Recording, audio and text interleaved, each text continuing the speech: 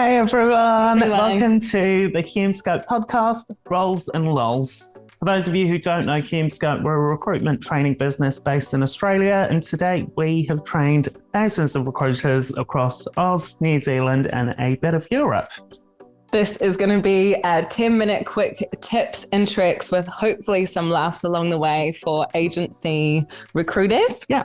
Hopefully you enjoy, and if you ever have any topics you'd like us to cover in the poddy, please shout out. Otherwise, you'll see us every week on a Friday for 10-minute episodes. Hopefully you enjoy. See ya.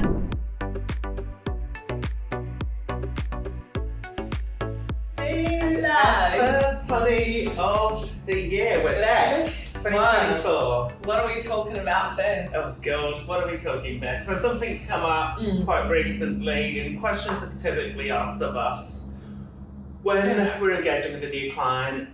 Like, great, your training looks awesome. How do we ensure it's actually embedded within the business? And I think with a lot of training, whether it's ours, yourselves, if it's developed yet internally or it's outsourced to some place like ours, there is an element of making sure that it's going to work or there is a return, not only on the investment, but also there is an improvement. Yeah. Oh, absolutely. Otherwise, it's a complete waste of your money if it's not going to be tracked and followed through with internally.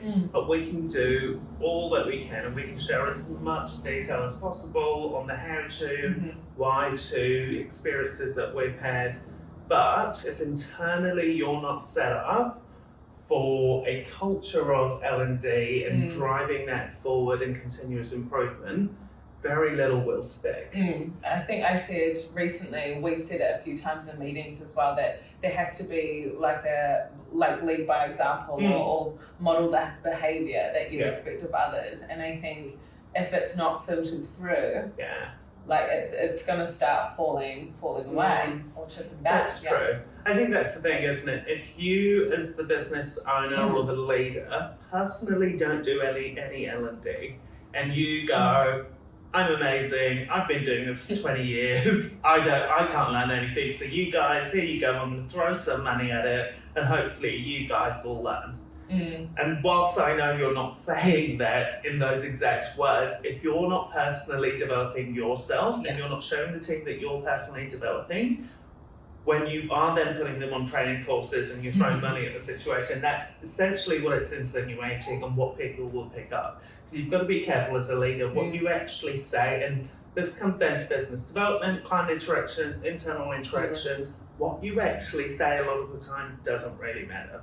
But a lot of what people pick up is not the words that you're saying, but the intention behind it, the tone of voice. A lot of things are picked up subconsciously. And so you've got to be careful when you're putting people on courses. If you're not personally invested in L&D, then rarely it will work. And so I think you just need to be very, very mindful that if you are wanting your team to have this hunger of L&D, to always get better, really ask yourself, are you doing that? And what Lucy said, are you modelling behaviour?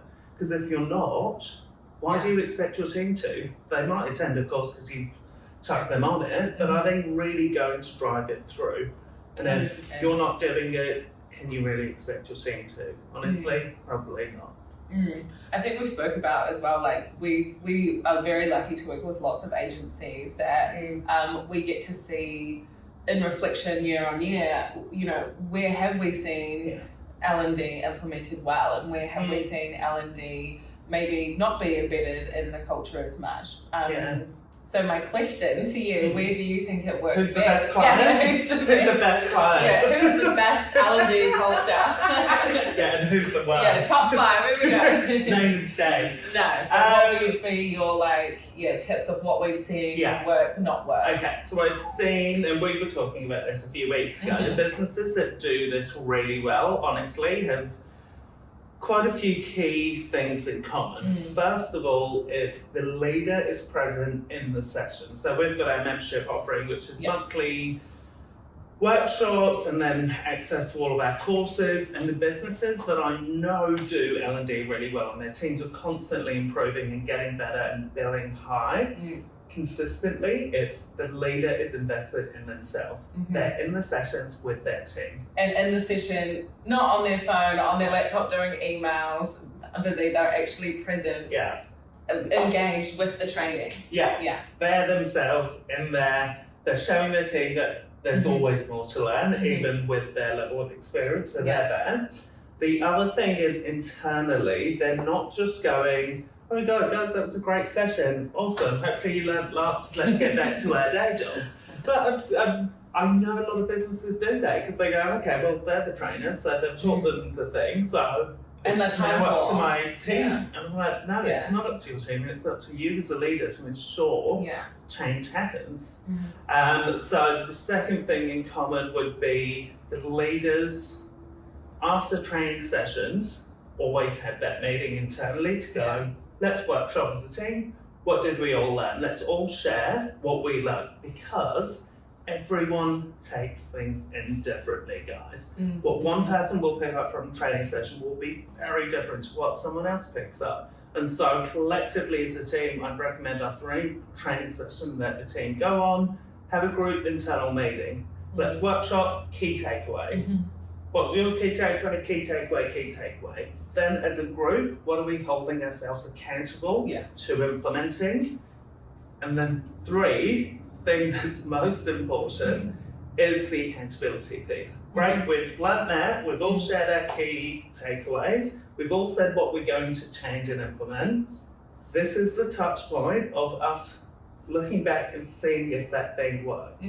Because if you're not reflecting and evaluating and going, guys, we've been doing that thing that Hume Scope taught us for the last 4 weeks, video implementation and retest. We all agreed 4 weeks ago, this is what we're all going to trial.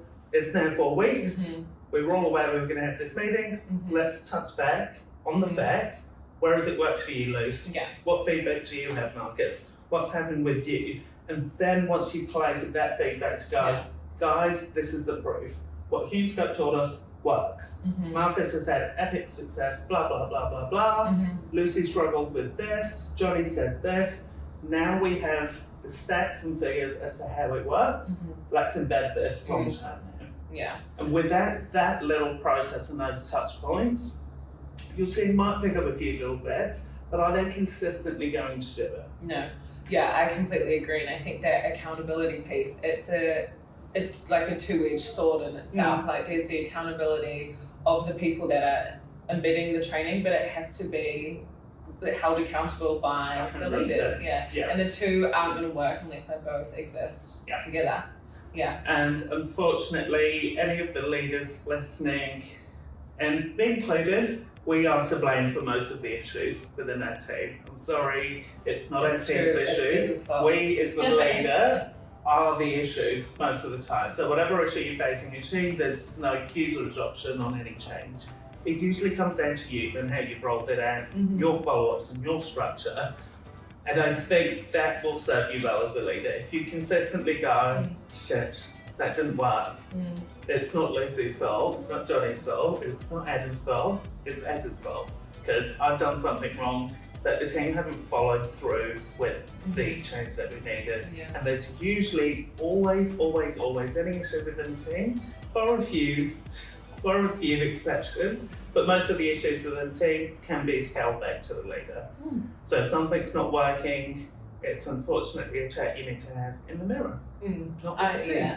I think overall though, right, like L&D, it's got to be, everyone's got to be involved, the leader's got to go from the front, it's got to be, what's the quote again? Model the behaviour you expect of others, and you have to look at yourself first. Circling back, everything that's wrong in our business is not my fault, it's your fault. It will always be your fault. Great we leader. Don't practice what we Great preach. culture. Alright guys, see you next week. We'll see you soon.